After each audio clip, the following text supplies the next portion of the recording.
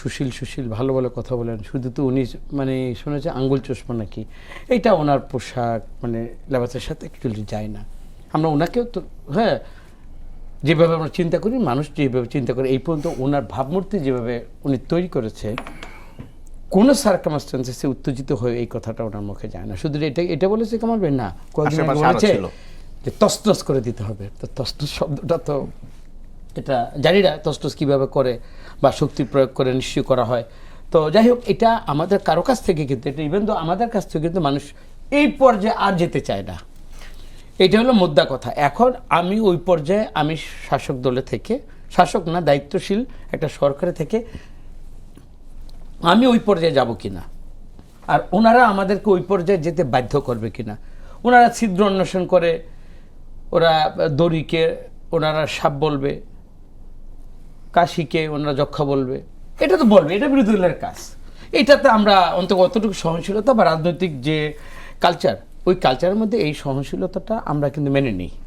কিন্তু একটা কথা চিন্তা করি, মনে করেন যে আমাদের এই যে হিমালয় পাহাড়, এই পাহাড়টা সরকারি দল, তারেক রহমান, এনসিপি, জামাত সবার সামনে কিন্তু এই পাহাড়টা সত্য।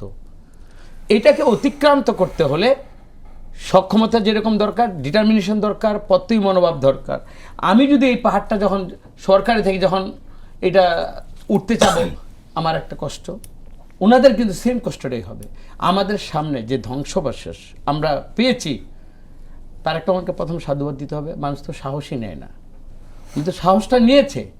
এখন আমরা যদি ব্যর্থ হই, এই ব্যর্থতার মধ্যে দিয়ে ওনারা কোনো এরকম কোনো সুসংবাদ পেয়েছে অর্থনৈতিকভাবে হোক, বৈদেশিক সাহায্যের মাধ্যমে এই দেশটাকে টেনে তুলতে, ক্রেম দিয়ে টেনে তুলে, ওনাদের কাছে এরকম কোনো মানে আলাদিনের চেরাক আছে কিনা আমি জানি না, যে চেরাকের মাধ্যমে আমি একটা জাতিকে একটা সুস্পষ্ট দিক যে ও পারে না, দেখো আমি এবার পারবো।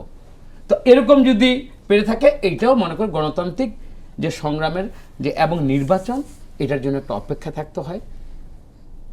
কিন্তু এখনও যদি একটা সরকারকে আপনারা সবচেয়ে বেশি ফোকাস দেওয়া উচিত, উনি যে কথাগুলো বলবে, যদি কোনো মন্ত্রী তার দায়িত্ব পালনের ক্ষেত্রে ব্যর্থ হয়, ব্যর্থ হওয়ার পরও যদি মানে যেটাকে বলে অহেতুক একটা সমালোচনা বা বাস্তবতা স্বীকার না করে সমাধানের দিকে না গিয়ে এই যে কথাগুলো বলা, এই অতিকথনটা, এটা আমারও বন্ধ করা উচিত প্রথম এটা।